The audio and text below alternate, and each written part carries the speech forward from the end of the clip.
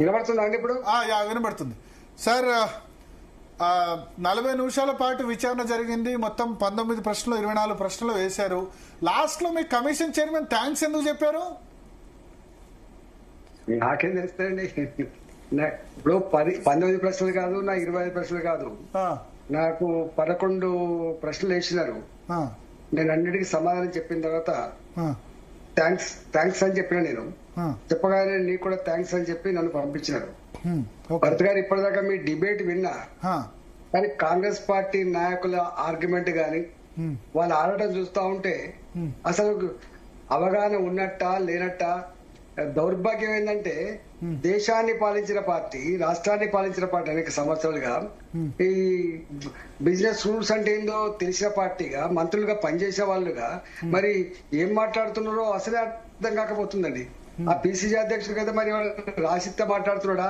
ఆయన అనుకుంటుండు పేపర్ వస్తుంది, టీవీలలో వస్తుంది కాబట్టి నా ప్రతిష్ట పెరుగుతుంది అనుకుంటుండు. కానీ ఇది అవగాహన లేని దద్దమలు మాట్లాడేటువంటి విషయం ఆయనకు స్ప్రోక్ వస్తలేదు. భరత్ గారు, ఇక్కడ issue is very simple.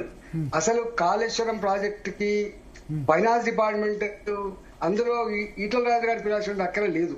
పిలిచినారు, commissioner గారు పిలిచినారు.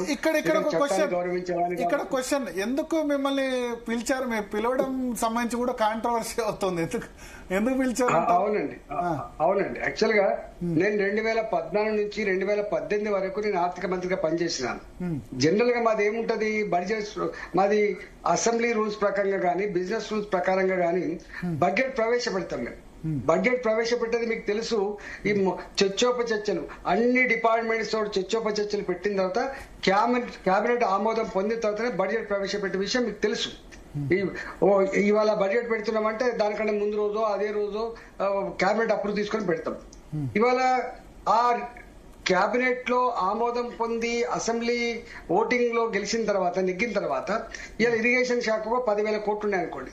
ఆ 10,000 కోట్ల రూపాయలు వాళ్ళ డబ్బుని, అంటే వాళ్ళ డిపార్ట్మెంట్ డబ్బుని అక్కడ ఉన్నటువంటి ప్లానింగ్ కానీ అక్కడ ఉన్నటువంటి మిగతా ఆస్పెక్ట్స్ కానీ అవి స్క్రూటిన్ చేసుకున్న తర్వాత అక్కడ ఒక అకౌంట్ డిపార్ట్మెంట్ ఉంటుంది, అక్కడ కూడా ఆడిట్ డిపార్ట్మెంట్ ఉంటుంది.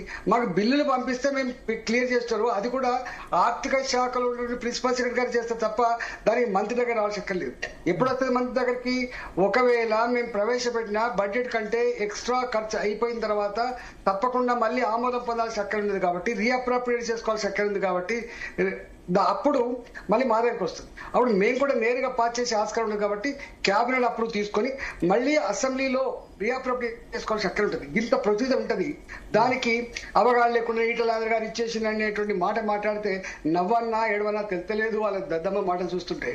రెండవది ఏంటంటే ఇక్కడ భరత్ గారు వాళ్ళు అనుకుంటే పచ్చ కామెర్లోనికి లోకమంతా పచ్చగన్నట్టుగా ఇవాళలాగా ఇప్పుడు ఆర్థిక మంత్రి కుటుంబ సభ్యులు అందరు ఇన్వాల్వ్ అయ్యి 10% డబ్బులు ఇస్తేనే 6 నెలలు ఆగితేనే బిల్లు ఇచ్చే రోజులు కావవి. అప్పుడు 2014 నుంచి 2018 వరకు నేను ఆర్థిక మంత్రి కూడా మాకు తెలియదు ఈ కమిషన్ అంటే ఏందో, కమిషన్ తీసుకొని బిల్లు ఇచ్చే సిస్టమ్ తెలియదు. కాబట్టి ఇవాళ నేను ఛాలెంజ్ చేసి అడుగుతా ఉన్నా, ఏ ఒక్క కాంట్రాక్టర్ అన్నా ఇప్పుడు ఈ కాళేశ్వరం ప్రాజెక్ట్ లో ఏ ఒక్క కాంట్రాక్టర్ అన్నా వచ్చి ఈటల గారు మీకు మాకు బిల్లు ఇవ్వండి, మీకు ఇంత కమిషన్ ఇస్తామనే రోజు కాదప్పుడు. ఇవన్నీ కూడా. రెండవది, ఒకవేళ బడ్జెట్ లో ఈ అమౌంట్ సరిపోకపోతే, బడ్జెట్ లో ఈ ఎక్స్పెండిచర్ మీట్ కాకపోతే దాంట్లో భాగంగానే ఎస్పీ ఒకటి క్రియేట్ చేసాం. మేము స్పెషల్ పర్పస్ వెహికల్ క్రియేట్ చేసినాం. కాళేశ్వరం కార్పొరేషన్ క్రియేట్ చేసినాం. కాళేశ్వరం ప్రాజెక్ట్ కార్పొరేషన్ కి ఆర్థిక శాఖతో సంబంధం లేకుండా ఆ డిపార్ట్మెంట్ వాళ్ళు చైర్మన్ ఉన్నారు.